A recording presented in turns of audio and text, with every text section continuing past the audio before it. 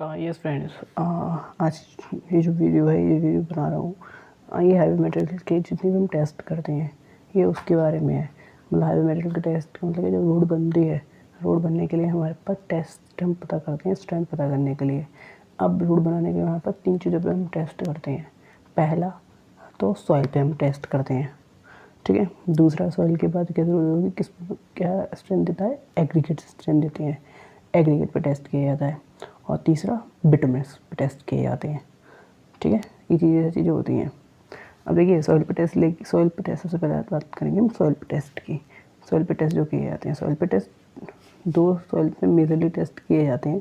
पहला बिटुमिनस सिर्फ, पहला तो आपका हो जाएगा कैलिफोर्निया बेयरिंग रेशियो टेस्ट और दूसरा हो जाएगा आपका प्लेट लोड टेस्ट। अभी दोनों क्यों किए जाते हैं, इन दोनों में हमको पता रखती है सॉइल की शेयरिंग स्ट्रेंथ कितनी है, बियरिंग स्ट्रेंथ कितनी है और पेनिट्रेशन वैल्यू कितनी है। ये 3 चीज़ पता करने के लिए हम टेस्ट करते हैं सॉइल का। क्योंकि जब रोड बनेगी तो रोड किसके ऊपर, सॉइल के ऊपर तो बनेगी। और सॉइल की अगर बेयरिंग कैपेसिटी अच्छी नहीं है, मतलब सॉइल के अंदर ताकत नहीं है, जो रोड जा रही है और गाड़ी जा रही है उनका वजन सहने की, तो सॉइल धंस जाएगी। रोड धंस जाएगी तो रोड ख़राब, रोड टूट जाएगी। इसलिए हमें सॉइल की स्ट्रेंथ पता करनी पड़ती है। ये इनिशियल पार्ट है, ठीक है। अब क्या करते हैं, सबसे पहले टेस्ट है कैलिफोर्निया बेयरिंग रेशियो टेस्ट। इस टेस्ट में क्या होता है कि हमारे पास मोल्ड होता है 150 mm का, प्लंजर होता है हमारे पास, मोल्ड होता है, मोल्ड हमारा इस साइज़ का होता है 150 mm का, ठीक है। अब उसके ऊपर एक प्लंजर लगा हुआ होता है, ठीक है। प्लंजर होता है 50 mm का, ठीक है। अब क्या होता है, इसमें डायल गेज लगा हुआ होता है, इधर की तरफ एक गेज बना हुआ आता है यूँ, ठीक है, डायल गेज होता है ना।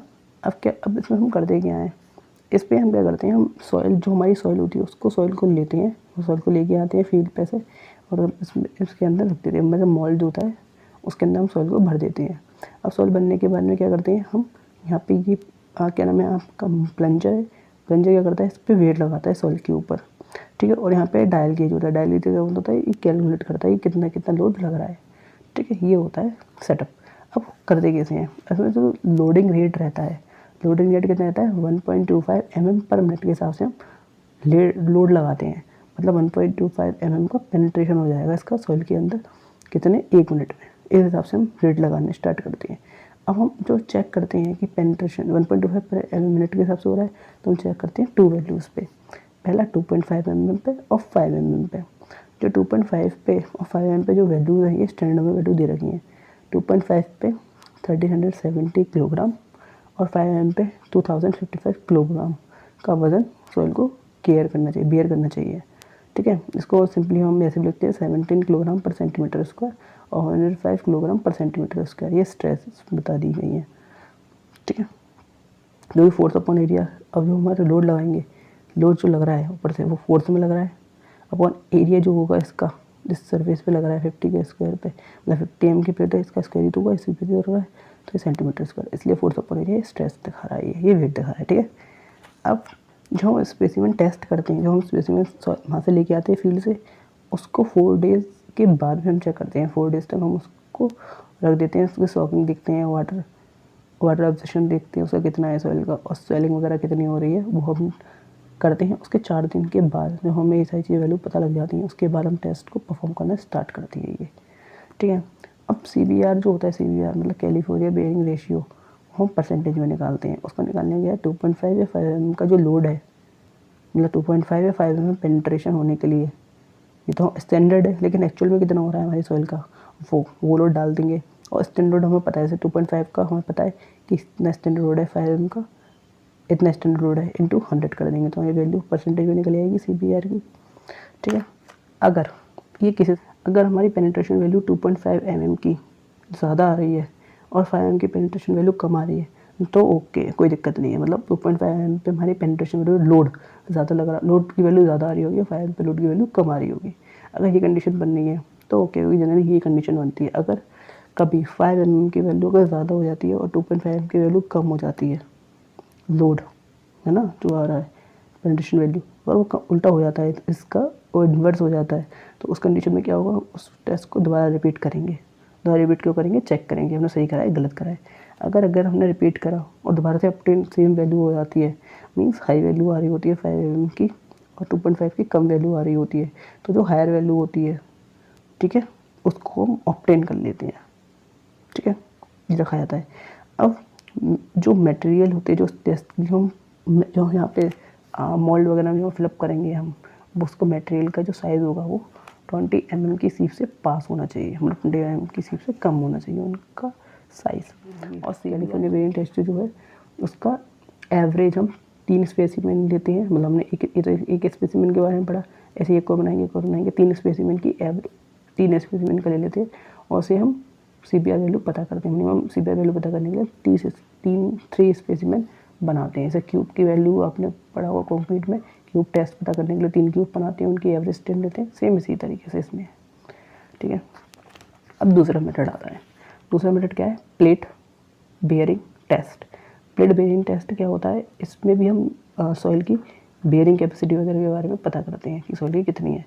अब इसमें हम क्या करते हैं, हम व्हील लोड जो स्ट्रेस आती हैं, मतलब व्हील लोड जो स्ट्रेस आती है ना, वेस्टर्न एनालिसिस जो हमने पढ़ा था सॉइल मैकेनिक्स में, वो पता करते हैं। मतलब व्हील लोड स्ट्रेस मतलब जब रोड बन जाएगी, रोड बनने के बाद में क्या होगा, ऊपर टायर वगैरह जाएंगे तो टायर वगैरह का लोड आएगा, तो वो टायर वगैरह की लोड की वजह से जो स्ट्रेसेस जनरेट होंगी हमारी पेवमेंट में, वो कैसे जनरेट हो रही है उसके बारे में पता करते हैं। प्लेट बेयरिंग टेस्ट से मेन फोकस ये रहता है। इसमें क्या होती है, इसमें प्लेट होती है, प्लेट से जैसे लग रहा है प्लेट डिफरेंट साइज़ की होती है, 75, 60, 45 और 30, ठीक है, इन साइज़ों की प्लेट होती हैं। अब स्टैंडर्ड साइज ऑफ लोड जो रहता है आपका, देखो स्टैंडर्ड साइज जो होता है प्लेट का वो कितना रहता है, 75 सेंटीमीटर, ठीक है। और जो 75 सेंटीमीटर लोड लगाते हैं, जो स्टैंडर्ड लोड है वो 320 किलोग्राम है, ठीक है। इसको स्ट्रेस में लिखेंगे 0.7 किलोग्राम पर सेंटीमीटर स्क्वायर के हिसाब से हम इसकी स्ट्रेस डेवलप करते हैं, ठीक है। अब इस रिलेशन के थ्रू हम K=P/0.125 किलोग्राम पर सेंटीमीटर स्क्वायर अपॉन सेंटीमीटर और किलोग्राम पर सेंटीमीटर क्यूब लिख देते हैं। मतलब जो P है, P हमारा क्या है, लोड जो हम डालेंगे, ठीक है। अब ये लोड जो डाल रहे हैं, लोड कितना डालेंगे, फोर्स अपॉन एरिया किलोग्राम पर सेंटीमीटर स्क्वायर में, और नीचे जो 0.125 है ये क्या है, डिफॉर्मेशन है, मतलब कितना पेनिट्रेशन हुआ है ये बता रहा है। तो पेनिट्रेशन को हम सेंटीमीटर में से करेंगे तो आ गया आपका किलोग्राम सेंटीमीटर, ये ऊपर वाली यूनिट हो गई ये दोनों, और नीचे वाली हो गई। अब इसी चीज़ को अगर पहले किलोग्राम और सेंटीमीटर स्क्वायर और इसका सेंटीमीटर, तो किलोग्राम सेंटीमीटर की हो गया, ठीक है, ये होता है। अब के क्या होता है, के होता है modulus of subgrade reaction. Subgrade क्या होती है, जो सॉइल होती है ये हमारा पेमेंट है, इसके बारे में आपको बताऊंगा, बस ये समझ लीजिए। जो सॉइल सबग्रेड होती है, नीचे वाली बेस कोर्स होती है, डेड यहाँ मिट्टी होती है, उस मिट्टी के अंदर कितनी स्ट्रेंथ है वो बताती है सॉइल सबग्रेड। उसमें आया होगा कि क्या है, मॉडुलस ऑफ सबग्रेड रिएक्शन, ठीक है। अब क्या होता है, 3 से 4 हम क्या कहते हैं, जो प्लेट होती है, प्लेट तो सर्कुलर होगी, मतलब एक सर्कुलर अपनी प्लेट ली, अब इसके ऊपर हम लोड लगाते हैं P का, ठीक है, और हम चेक करते हैं कि कितना पेनिट्रेशन हुआ है। अब पेनिट्रेशन को चेक करने के लिए यहाँ पे मतलब चारों डायरेक्शन में हम क्या लगा देते हैं, हम डायल गेज लगा देते हैं। डायल गेज का मतलब क्या होता है कि वो हमें ये बताया कितना पेनिट्रेशन हुआ है, ठीक है। अब यहाँ तक हम कर देते हैं, इससे हमें वो वैल्यू पता लग जाती है कितना पेनिट्रेशन हो रहा है। जितनी ज़्यादा अच्छी सॉइल होगी, जितनी सॉइल की ज़्यादा स्ट्रेंथ होगी, उतना ही कम उसमें पेनिट्रेशन होगा, ठीक है। अब करेक्शन ऑफ शिंकिंग इफेक्ट को पता करने के लिए, मतलब 2 सॉइल होंगी उनके बीच में रिलेशन पता करने के लिए कितना डिफरेंस आ रहा है पानी की वजह से जो होता है शिंकिंग, ठीक है, उसको पता करने के लिए KS=PS K/P। देखो K/P, इसके P नीचे लेके आऊँ, 1/0.125 हमें दे रखा है पेनिट्रेशन वैल्यू K की इतनी होनी चाहिए।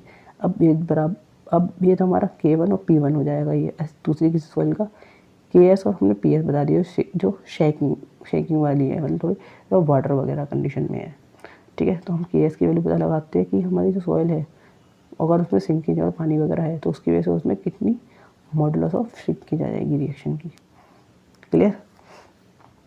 अब इसके बाद आता है स्मॉल प्लेट टेस्ट। ये भी हम कैसे ले रहे हैं, करेक्शन के लिए करते हैं ये वाला भी। मतलब क्या, हमारी स्टैंडर्ड प्लेट हमारी कितनी 75, लेकिन समटाइम्स हम 30 सेंटीमीटर की प्लेट भी यूज़ कर लेते हैं, तो उस समय हम क्या करते हैं, करेक्शन फैक्टर को यूज़ करते हैं, क्योंकि 30 सेंटीमीटर वाली प्लेट से हमें बिल्कुल एक्जैक्ट वैल्यू नहीं आएगी जो 75 वैल्यू से आ जाएगी, ठीक है।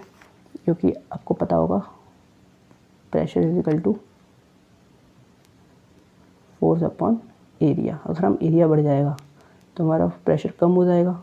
तो हम क्या कर रहे हैं, यहाँ पे हम एरिया को हम कम कर रहे हैं। अगर एरिया को हम कम कर रहे हैं 30 सेंटीमीटर प्लेट यूज़ करने में, तो हमारा प्रेशर बढ़ जाएगा, इन्वर्सली प्रोपोर्शनल है, ठीक है। ये चीज़ इसलिए हम करेक्शन प्रोवाइड करते हैं। तो डिफ्लेक्शन होता है कितना, पेनिट्रेशन हुआ है डेल्टा, डेल्टा क्या, पी अपॉन ये चीज़ वैल्यू पेनिट्रेशन वाली, इस वैल्यू को कितना रखते हैं 1.18 P A upon E. P क्या है, फोर्स जो हम अप्लाई कर रहे हैं, ई क्या है, मॉडुलस ऑफ इलास्टिसिटी ऑफ क्या कहते हैं उसकी, सॉइल की, ठीक है। और आपका ए क्या है, एरिया ऑफ प्लेट। अब k equal to p upon deflection, जो हमारा ये फॉर्मूला था। अब डिफ्लेक्शन हम पुट करते हैं कितनी वैल्यू, 1.18 पी ए ऊपर पी ई, पी से पी कैंसिल करेंगे तो हमारा ई अपॉन 1.18 ए आ जाएगा, के की वैल्यू निकल के। ये टेस्ट हम किए जाता है। और ये आपका प्लेट बियरिंग टेस्ट जो है ये आपका फील्ड टेस्ट होता है, और ये एप्लीकेबल होता है रिजिड एंड फ्लेक्सिबल पेमेंट के लिए। अब रिजिड एंड फ्लेक्सिबल पेमेंट होते क्या है, ये मैं बता रहा हूँ आपको। और प्लीज़ रिमेंबर, बहुत इंपॉर्टेंट टॉपिक रहता है, फ्लेक्सिबल और रिजिड पेमेंट के बारे में पूछा जाता है। हाँ जी, अब देखिए फ्लेक्सिबल पेमेंट क्या होता है। फ्लेक्सिबल पेमेंट होता है जो बिटुमिनस पेमेंट होता है उसे फ्लेक्सिबल पेमेंट कहते हैं। जो हमारे हाईवे वगैरह पे जो जाती है ना, हाईवे वगैरह पे जो रोड होती है, आपने काले कलर की रोड देखी होगी, उनको फ्लेक्सिबल पेमेंट कहते हैं। और वो क्या होता है, देखो सबसे नीचे सॉइल सबग्रेड होता है, मतलब नीचे मिट्टी मिट्टी मिट्टी मिट्टी, वो सॉइल सबग्रेड हो गया। अब इसके ऊपर क्या डालते हैं, सब बेस कोर्स डालते हैं, ठीक है। उसके बाद ऊपर डालते हैं बेस कोर्स, फिर सरफेस बियरिंग कोर्स होता है। अब सबग्रेड कोर्स में क्या, सबग्रेड कोर्स में हम, और देखो ये तो हमारा सॉइल की क्या फ्लेक्सिबल पेमेंट है। रिजिड पेमेंट में सॉइल सबग्रेड हो गया, दोनों में सॉइल सबग्रेड होता है, मिट्टी सब में होगी। अब इसमें बेस कोर्स डाल देती है, बेस कोर्स ये रहा, इसमें बेस कोर्स ये रहा। उसके बाद आरबी स्लैब क्या है, वियरिंग कोर्स आ गया। मतलब ये ध्यान रखिएगा डिफरेंस, रिजिड पेमेंट में सॉइल सब बेस कोर्स नहीं होता है, फ्लेक्सिबल पेमेंट में होता है। अब फ्लेक्सिबल पेमेंट में सब बेस कोर्स एक्स्ट्रा क्यों प्रोवाइड किया जाता है, जो लोड आता है, लोड ये आप देखेंगे थोड़ा कर्व टाइप का है, ठीक है। ये कर्व रखा जाता है कि लोड आता है, लोड इसका लोड जो ट्रांसफ़र होता है नीचे की तरफ, वो गेन टू गेन ट्रांसफ़र होता है, मतलब पार्टिकल टू पार्टिकल कॉन्टैक्ट में हो के पास होता है, लोड टॉप से नीचे की तरफ फ्लेक्सिबल पेमेंट में। और रिजिड पेमेंट में क्या होता है, लोड आता है और सीधा डायरेक्टली स्लैब टू स्लैब पास होता है, डायरेक्ट पास होता है ये, ठीक है। ये डिफरेंस होता है। जो आप कितनी भी सीसी रोड होती है, cement concrete road, RCC road, वो सारे आपके रिजिड पेमेंट होते हैं। और जो बिटुमिनस रोड होती हैं वो आपके फ्लेक्सिबल पेमेंट के रोड होती हैं। हाईवे वगैरह में फ्लेक्सिबल पेमेंट रोड दिए जाते हैं। और जनरली जो हमारे रोड वगैरह जो दिए जाते हैं आसपास घरों वगैरह के आसपास में जो होती हैं वो रिजिड आपका रिजिड पेमेंट होती हैं। ध्यान रखिएगा, रिजिड पेमेंट क्या नाम है, इकोनॉमिकली बहुत महंगे पड़ते हैं, और ये थोड़े सस्ते पड़ते हैं इसके कंपेयर में रिजिड के, लेकिन लॉन्ग ड्यूरेशन इसमें रहता है, उनमें मेंटेनेंस वगैरह कम करना पड़ता है, ठीक है। ये हम उत्तर है।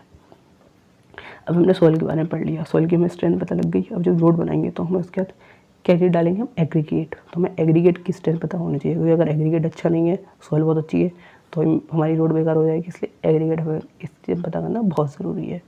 अब उसको पता करने के लिए हम क्या करते हैं, क्रशिंग टेस्ट किया जाता है एग्रीगेट में। अब क्रशिंग टेस्ट में क्या किया जाता है, लोड अप्लाइड किया जाता है ग्रेजुअली इसमें, ठीक है। क्रशिंग टेस्ट में धीरे धीरे करके हम लोड की वैल्यू को बढ़ाते जाते हैं। इस टेस्ट को करने के लिए जो सॉइल जो आपके एग्रीगेट हैं वो आपके 12.5 mm की सीप से पास हो जाना चाहिए और 10 mm की सीप पे रुक जाना चाहिए। मतलब 12.5 mm से छोटे और 10 mm से बड़े जो साइज़ के एग्रीगेट है उन्हीं का हम यूज़ करेंगे। अब क्या करते हैं हम, जो मोल्ड होता है हमारे पास, ठीक है, यूँ अगर एक मोल्ड होता है यूँ, अब इस मोल्ड को हम 3 लेयर में भर देते हैं यूँ, ठीक है। 3 लेयर में भरते हैं और हर लेयर की 25 टाइप हम कॉम्पैक्शन करते हैं, ठीक है, टैम्पिंग रोड से, ठीक है। उसको करने के बाद हम उसको वेट मेज़र कर लेते हैं, तो भी आएगा W1, ठीक है। अब क्या करते हैं, हम लोड को बढ़ाते हैं 4 से लेके 40 टन तक। मतलब अब जैसे पिछले वाले में जो था हमने पढ़ा था उसमें 1.25 mm पर मिनट के हिसाब से हम लोड, वो क्या नाम है, लोड वैल्यू, लोड की वैल्यू, लोड इंटेंसिटी बढ़ाते हैं हम। और उसमें CBR में, कैलिफोर्निया बेस इंस्टीट्यूट टेस्ट में, इसमें जो इंटेंसिटी है 4 टन पर मिनट के हिसाब से हम लोड बढ़ाते जाते हैं ग्रेजुअली, धीरे धीरे करके, ठीक है। और 40 टन तक हम पहुँचा देते हैं। अब क्या होगा, इतना लोड बढ़ाने के बाद में जो एग्रीगेट है उनमें कुछ टूटेंगे, कुछ झड़ेंगे, कुछ तो यूज़ होगा उनका। अब उसको क्या करते हैं हम, इतना टेस्ट करने के बाद में 40 टन तक लोड बढ़ाने के बाद में हम अपना मॉडल लेते हैं और उसको क्या करते हैं, जो एग्रीगेट होती है उनको पास करवाते हैं 2.36 mm सीप से। अब पास कराने के बाद में कुछ जो पाउडर होता है जो टूट गया है वो उससे पास हो जाएगा। जो पास हो गया उसको हम वेट को मेज़र कर लेते हैं, वो हमारा कितना हो जाएगा, W2। अब क्या करते हैं, एग्रीगेट क्रशिंग वैल्यू पता करने के लिए हम क्या करते हैं, 100 W2/W1 परसेंटेज में निकाल लेते हैं कि हमारा कितना होना चाहिए। अब जो बेस कोर्स होता है, मैंने आपको बताया बेस कोर्स क्या होता है, ये बीच वाला जो होता है सब सरफेस कोर्स के नीचे वाली लेयर, वो उसकी वैल्यू ज़्यादा नहीं होनी चाहिए 45% से एग्रीगेट क्रशिंग वैल्यू की, ठीक है। और सरफेस कोर्स जो टॉप पे होता है उसकी वैल्यू 30 से कम होनी चाहिए परसेंटेज से। अभी बात सोचिए, ये परसेंटेज एग्रीगेट क्रशिंग वैल्यू बढ़ रही है, मतलब ये वैल्यू बढ़ रही है, ठीक है।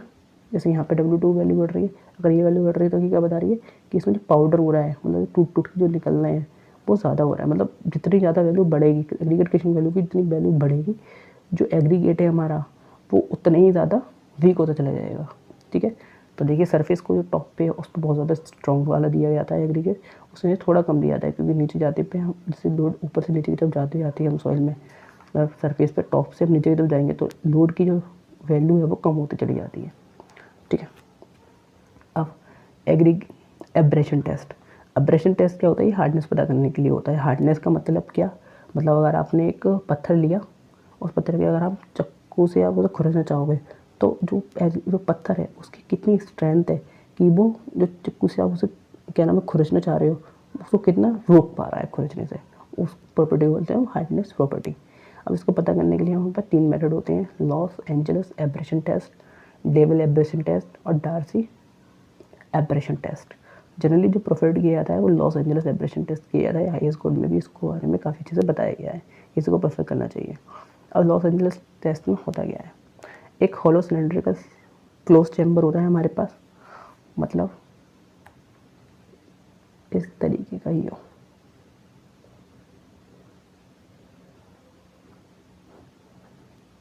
आपने एक कॉलेज में भी देखा होगा, आप क्या करते हैं इसके अंदर हम इसके अंदर मटेरियल भरते हैं, है ना। अब इसकी जो डायमेंशन होती है कितना 50 सेंटीमीटर, तो लेंथ होती है ये 50 सेंटीमीटर, ठीक है, और डायमीटर होता है इसका 70 सेंटीमीटर का, तो एक गोल सिलेंड्रिकल टाइप सा हो गया। अब इसके अंदर हम गोल सिलेंड्रिकल टाइप हो गया, इसके अंदर क्या करते हैं हम इसके अंदर मटेरियल भरते हैं, ठीक है। मटेरियल मतलब क्या, जो हमारा एग्रीगेट है वो जो हमें वजन करना है, तो वजन करने के लिए हम 5 to 10 किलोग्राम का हम इसमें वजन ले लेते हैं, वो उसमें डाल देते हैं। और इसको डालने के बाद क्या करते हैं हम अब इसको हॉरिजॉन्टल एक्सिस के थ्रू, ये जो एक्सिस होती है ये हो जाएगी इसके अंदर से यूँ, फिर इसको हम घुमाते हैं, इसको हम घुमाते हैं, वो कितना घुमाते हैं आपका 33 से 30 राउंड पर मिनट के हिसाब से, और कितने चक्कर लगवाते हैं टोटल 500 से 1000 चक्कर के आसपास हम इसको लगवाते हैं, ठीक है। अब क्या होता है इसके अंदर हम जैसे हम डाल देते हैं मटेरियल, डाल देते हैं हम जो हमारा एग्रीगेट है 5 से 10 किलोग्राम, उसके साथ में हम स्टील बॉल्स डालते हैं। जो बॉल्स होती हैं वो किसकी बनी होती हैं, कास्ट आयरन की बनी होती हैं, ठीक है। कास्ट आयरन की बॉल्स डालते हैं, बॉल्स का वजन कितना होता है 390 से 445 ग्राम एक बॉल का, और लगभग इसमें हम 6 to 12 बॉल्स डालते हैं। अब क्या होता है जो डायमीटर होता है बॉल का वो कितना होता है 4.8 सेंटीमीटर, ठीक है। अब क्या करते हैं जब हम पूरा चला देते हैं इसको, राउंड राउंड होते जाएंगे तो एब्रेशन होगा, ठीक है, मतलब एग्रीगेट टकराएंगे और एग्रीगेट बॉल से टकराएंगे, इसलिए इस वाले में एब्रेशन और अट्रैक्शन दोनों होता है, ठीक है। अब उसके बाद क्या होता है जो सीव होती है, हम क्या करते हैं इसी वैल्यू जितना करने के बाद में परफॉर्म हम उसे बाहर निकाल देते हैं, तो इसी आप एग्रीगेट को बाहर निकालोगे साथ में पाउडर निकलेगा, जो एग्रीगेट है जिन एग्रीगेट का पाउडर बन जाएगा, जो आपस में टकराएंगे तो एग्रीगेट पाउडर बनता चला जाएगा, उस वैल्यू को एग्रीगेट को हम बाहर निकाल देते हैं। जैसे हम बाहर निकालेंगे फिर उसके बाद हम क्या करते हैं, उसके बाद हम 1.7 mm की सीप से पास करवाते हैं एग्रीगेट को, जो पाउडर होता है वो सीप से पास हो जाएगा, जितना भी पाउडर होता है उस वेट को हम कैलकुलेट कर लेते हैं, हमारा W2 हो जाता है। अब एब्रेशन वैल्यू को पता करने के लिए हम क्या करते हैं, जो पास हुआ है सीप से 1.7 mm से W2/W1 × 100 कर लेते हैं, तो हमारी एब्रेशन टेस्ट की वैल्यू पता लग जाती है। हाई क्वालिटी जो पेमेंट होते हैं हमारे उसमें एब्रेशन वैल्यू 30% से कम होनी चाहिए, और वाटर बॉर्न मैकेडम्स जो होती हैं जिसमें बेस कोर्स हम प्रोवाइड करते हैं, ये वाला बीच वाला, इसमें 50% होना चाहिए हमारा एक और टेस्ट। ये क्या है हमारा इम्पैक्ट टेस्ट है। इम्पैक्ट टेस्ट में क्या करते हैं हम फाइन टफनेस पता करते हैं। टफनेस का मतलब क्या, जो चीज़ जितना टफ होगी वो उतना ज़्यादा इम्पैक्ट को झेल लेगी। इम्पैक्ट मतलब क्या, एग्जांपल जैसे ये एक जगह है, यहाँ पे हम कुछ एकदम से डाल रहे हैं, एकदम से हम कुछ फेंक के मार रहे हैं, तो एकदम से यहाँ से हमने बॉल ली स्टील की, यहाँ से फेंकी और थाड़ दी एकदम से इस पर लगी टकराई, तो एकदम से जो उसमें टकराएगी तो यहाँ पे एकदम से झटका लगेगा इसे, तो ये जो झटका लग रहा है इसी चीज़ को हम बोलते हैं इम्पैक्ट। ठीक है, जो जितनी ज़्यादा मटेरियल स्ट्रॉन्ग हो, जितना टफनेस होगी उतना ज़्यादा वो इम्पैक्ट को झेल लेगा। इम्पैक्ट मतलब एकदम से झटका लगना। ठीक है, अब इसको हम कैसे करते हैं, फ्रैक्चर अंडर रैप्चर इम्पैक्ट। हाँ, जो होता है इसके अंदर जो फ्रैक्चर होता है वो रिपीटेड इम्पैक्ट्स के कारण होता है। मतलब जो हमारा मटेरियल होता है वो मटेरियल रिपीटेड फ्रैक्चर के कारण टूटेगा। मतलब अगर एक पत्थर है, बहुत मजबूत पत्थर है, उसके ऊपर डायरेक्ट आप वो लगा रहे हो पेन, एकदम से आप इम्पैक्ट डाला आपने, एकदम से कुछ चीज़ फेंक के मारी, तो एक बार में नहीं टूटेगा, उस बहुत सारा टाइम लगेगा, बहुत सारे आपको झटके बहुत सारी बार फेंक के मारना पड़ेगा, जब जाके वो फ्रैक्चर, जब जाके वो पत्थर वगैरह टूटेगा। उस चीज़ को हम बोलते हैं रिपीटेड इम्पैक्ट लगना। अब इसमें क्या होता है, इसमें एक मोल्ड होता है, सांचा होता है इस तरीके से यूँ। ठीक है, इसके अंदर का डायमीटर, जो मोल्ड होता है इसके अंदर का डायमीटर कितना होता है, इंटरनली डायमीटर ये अंदर वाला 10.2 mm होता है। सॉरी, हाँ, जो मोल्ड होता है, मोल्ड के अंदर जो अंदर डायमीटर होता है वो कितना रखते हैं हम, 10.2 सेंटीमीटर रखते हैं। और जो मोल्ड होता है इसकी डेप्थ हम रखते हैं 5 सेंटीमीटर। ठीक है, अब इसके ऊपर क्या लगाते हैं हम, एक हैमर लगा हुआ होता है हाइट पे, यूँ कुछ हाइट पे, और हैमर का वजन वेट कितना होता है, 30.5 से 14 किलोग्राम वेट होता है। और जो फ्री फॉल होता है यहाँ से यहाँ तक जो गिरने की जो हाइट रखते हैं वो कितने रखते हैं, 38 सेंटीमीटर जो हैमर की है। एक हम इसको पास कराने के लिए जो सीव है ना, 12.5 mm से एग्रीगेट पास होना चाहिए और 10 mm की सीव पर रुक जाना चाहिए। उसी एग्रीगेट को हम यूज़ करते हैं इम्पैक्ट टेस्ट पता करने के लिए। अब वही मोल्ड लेते हैं, मोल्ड पे 3 लेयर में भरते हैं और हर एक लेयर की 25 हम कॉम्पैक्ट करते हैं टैंपिंग मोड से, उसका वजन हम मेज़र कर लेते हैं, हमारा W1 हो जाता है। ठीक है, अब इस मोल्ड को हम नीचे रखते हैं और ऊपर हमारा हैमर रहता है हाइट में। जैसे ये हमारा मोल्ड हो गया, इसके ऊपर हमने ये हमारा हैमर हो गया, यहाँ से ये पर्टिकुलर हाइट है, हम यहाँ से फेंक ऊपर ले जाते हैं और यहाँ एकदम से नीचे गिरता है, नीचे डायरेक्ट। इस तरीके से हम 15 टाइम हम ब्लो देते हैं, झट है ना, 15 बार हम हैमर को ऊपर से गिराते हैं इस सैंपल के ऊपर। अब क्या होगा, इतने बार गिरेगा तो इसमें कुछ पार्टिकल लॉस होगा, इसमें पार्टिकल का लॉस होगा, उस जो मटेरियल लॉस हुआ है उसको हम मेज़र कर लेते हैं सीप से। सीप 2.36 mm की सीप से हम वेट पास कराते हैं। अब जो मटेरियल पास हो जाता है उसका हो जाता है वजन W2। अब एग्रीगेट इम्पैक्ट वैल्यू पता करने के लिए हम क्या करते हैं, जो वजन जो वेट हमारा आया है 2.36 mm की सीप से पास होने के बाद में वो W2 अपॉन W1 हमारा स्टार्टिंग वाला वेट हो जाएगा आपका। ठीक है, जो लेयर हमने बताया था इंटू 100 कर देते हैं, ऐसे हमारे पास क्या निकल के आती है इम्पैक्ट टेस्ट की वैल्यू। जो आपका वियरिंग ग्रोथ होता है, ठीक है, उसमें ये ज़्यादा नहीं होना चाहिए 30% से। और बिटुमिनस मैकेडम जो होता है, बिटुमिनस मैकेडम, ठीक है, उसमें 35% परमिसिबल है, इतना होना चाहिए। और वाटरबॉर्न मैकेडम के लिए 40% तक ये चलता है। ठीक है, मतलब परमिसिबल वैल्यू है ये सारी। ठीक है, अब बात करते हैं हम अगला। अब बात आती है हमारी सेफ टेस्ट की। अब शेप टेस्ट, इसमें क्या करते हैं, फ्लैकीनेस इंडेक्स टेस्ट करते हैं, पता करते हैं फ्लैकीनेस टेस्ट। अब फ्लैकीनेस टेस्ट के लिए इसमें लीस्ट डायमेंशन अपॉन थिकनेस, मतलब जो एग्रीगेट है उसकी लंबाई, लीस्ट डायमेंशन और जो मोटाई होगी, ठीक है, ये चीज़ मोटाई, ये थिकनेस, इन दोनों का रेशियो 60% होना चाहिए इसकी मीन डायमेंशन या एवरेज डायमेंशन से। ठीक है, तो उसे हम बोलते हैं एप्लीकेबल साइज है, एप्लीकेबल साइज वो 6.3 mm से ज़्यादा मुझे, मतलब जो एग्रीगेट है, एग्रीगेट का साइज अगर 6.3 mm से ज़्यादा है तो ये हम उसको यूज़ करते हैं फ्लैकीनेस इंडेक्स टेस्ट करने के लिए, वरना नहीं करते हैं। अब बात आती है हमारी रोड कंस्ट्रक्शन में। रोड कंस्ट्रक्शन में हमारा 15% से कम होना चाहिए क्या, फ्लैकीनेस इंडेक्स की वैल्यू। और नेक्स्ट आता है आपका इलोंगेशन टेस्ट। इलोंगेशन टेस्ट में क्या होता है, लीस्ट डायमेंशन अपॉन थिकनेस, वही सेम कंडीशन, इसमें ज़्यादा होता है 1.8 टाइम ऑफ, मतलब 80% मोर स्ट्रेंथ हो जाती है मीन डायमेंशन की एवरेज डायमेंशन की। ये आप रखते हैं हमारा इलोंगेशन टेस्ट में। अब हम टेस्ट करते हैं बिटुमिन के ऊपर, बिटुमिन जो होता है हमारा उसके ऊपर 2 तरीके के टेस्ट हैं। अब देखिए, पहला पेनिट्रेशन टेस्ट। पेनिट्रेशन में हम क्या करते हैं, 100, हमारे पास क्या होता है, एक निडल होती है, निडल के ऊपर वेट लगा होता है 100 किलोग्राम का। ठीक है, यहाँ पे हम बिटुमिन लेते हैं, मोल्ड के अंदर बिटुमिन भरते हैं, जो बिटुमेन बढ़ते हैं, बिटुमेन का हम टेम्परेचर रखते हैं, स्टैंडर्ड टेम्परेचर रखते हैं 25 डिग्री सेल्सियस टेस्ट को परफॉर्म करने के लिए। अब इस पर क्या होता है, ये आपकी W1 वेट लगा होता है। अब इस ड्रिल को हम बिटुमेन की टॉप सरफेस पे लाके छोड़ देते हैं। हम 5 सेकंड के अंदर छोड़ के देखते हैं 5 सेकंड में कितना पेनिट्रेशन हुआ है। जितना पेनिट्रेशन होगा, जितना ये सुई अंदर की तरफ जाएगी, उसी हिसाब से हम बताते हैं कि सॉइल जो बिटुमेन है उसका क्या ग्रेड रहेगा। अब इसकी ग्रेड की यूनिट जो रहती है बिटुमेन की, वो कितनी रहती है 1/10 mm। जैसे एग्जांपल जो ग्रेड में मिलता है बिटुमेन 30/40 में और 80/100 में मिलता है। 80/100 का मतलब क्या है कि पेनिट्रेशन जो आपका हो जाएगा 8 से 10 mm तक का पेनिट्रेशन मिल जाएगा आपको 5 सेकंड में, अगर 100 किलोग्राम का वेट लग रहा है, ये बताता है आपको। आई होप ये क्लियर हुआ होगा पेनिट्रेशन टेस्ट।